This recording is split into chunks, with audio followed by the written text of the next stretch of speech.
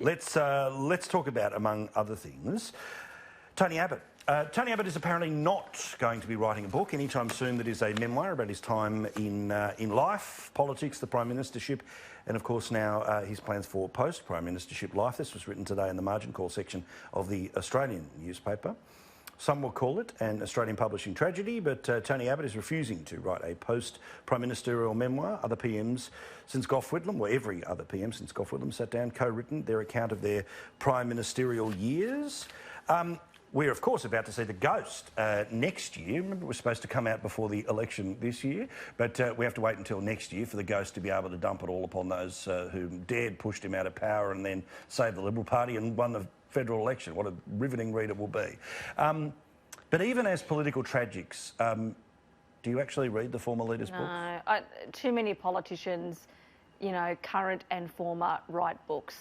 Like, it's just, like, no one's interested in that stuff. You know, the way the media is now, like, it's all being documented in real life. I don't know. Like, I think it's very it's a bit self-absorbed when politicians write books, and there's plenty of Labor ones that have done it. I hate it. My favourite of all of those who thought that there was a story that needed to be told was the former New South Wales Transport Minister, Carl Scully. Yeah. He decided to put one out. Self-published. Nice guy, but I'm like... But he self-published, right? And I think he only self-published so he could send it to every member of the New South Wales Parliament, saying, here's some, you know, advice on what you should do with your life. Yeah. Look, he had it right about warning signs when it comes to speed cameras, but I don't know if I need to go and read the rest of it, including his tectonic battles with Craig Knowles, names of which mean nothing, even to people who follow New South Wales politics, let alone now.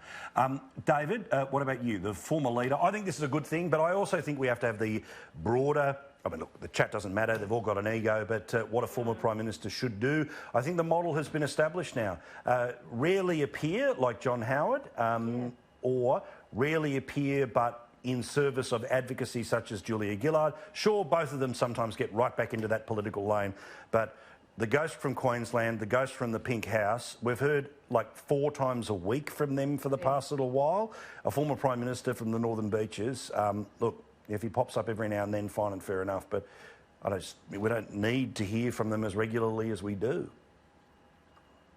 Indeed, you're right. Both Gillard and Howard have conducted themselves with great aplomb. They have been statesmen post-careers, and that's what you want. There's no point giving running commentary.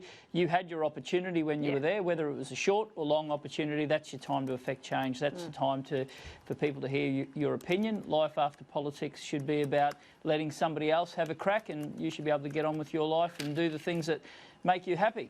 Well, also, I've always believed that we should have a presidential library style system in Australia, where I'm not talking about that you go and sort of, if you want to read the great, you know, facts and figures and sort of the internal budget documents of the Howard years, but I think we should have the John Howard School of Government, the Julia Gillard School of Government, the Kevin Rudd School of Government, where a university of their choosing means you can learn through the principles of, so say Kevin Rudd says, well, OK, when you get yourself into trouble economically, stimulus is the way to do it. John Howard talks about, you know, a series of his reforms, be they tax reforms or otherwise.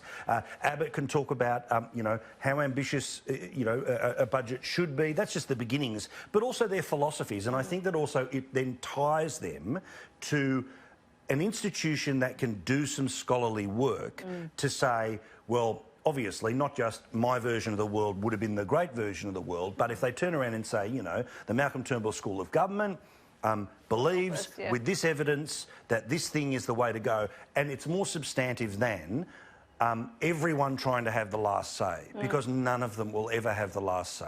That would be a productive way, I suppose, of managing legacies, wouldn't it? But I just think that we hate politicians so much in this country that it would be a very hard ask to use taxpayers' money to do that. Yeah, well, fair enough. All right.